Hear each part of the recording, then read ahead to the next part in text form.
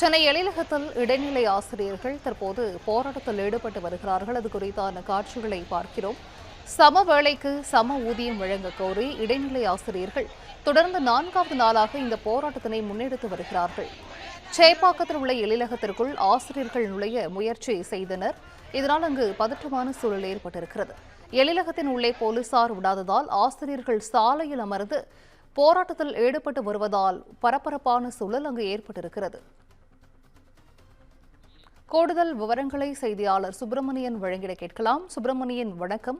எழிலகத்தில் இடைநிலை ஆசிரியர்கள் தொடர்ந்து 4வது நாளாக இன்றும் அவர்களது போராட்டத்தினை முன்னெடுத்திருக்கிறார்கள். இது குறித்த முழு விவரங்கள் சுப்பிரமணியன்.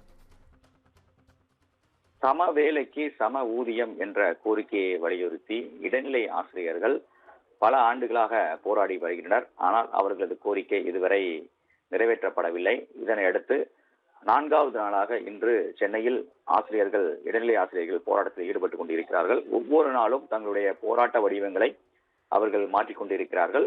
கடந்த 26ஆம் தேதி கோரிக்கையை வலியுறுத்தி சென்னை நுங்கம்பாக்கம் டிபிஏ அலுவலகத்தை முற்றுகையிட்டு போராட்டம் நடத்தினர். அதன் பிறகு 2வது நாளாக எழும்பூரில் உள்ள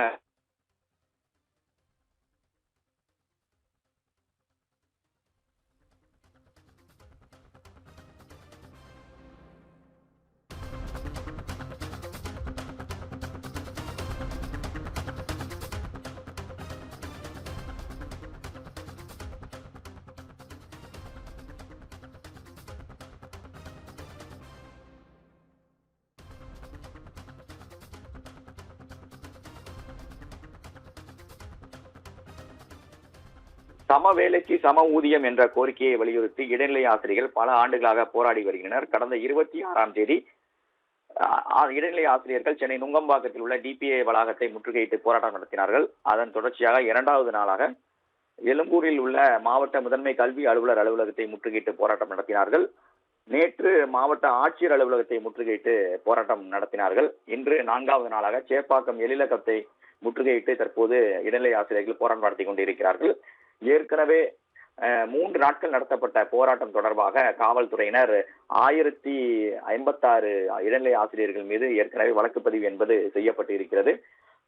எழும்பூர், நுங்கம்பாக்கம், அதே போல வடக்கு கடற்கரை காவல் நிலையத்தில் வழக்கு பதிவு என்பது செய்யப்பட்டிருக்கிறது. இந்த நிலையில் இன்று சேப்பாக்கம் எழிலகத்தை முற்றுகையிட்டு போராட்டம் தற்போது நடந்து கொண்டிருக்கிறது. அவர்களை காவல்துறையினர் கைது செய்யக்கூடிய நடவடிக்கையில் ஈடுபட்டுக் கொண்டிருக்கிறார்கள்.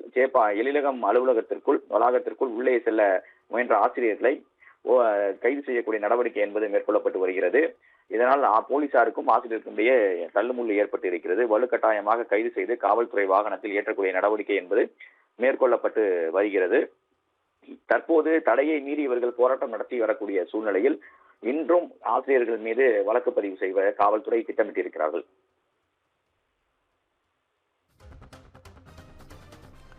நன்றி சுப்பிரமணியன். விரிவான விவரங்களை வழங்கியமைக்கு நன்றி.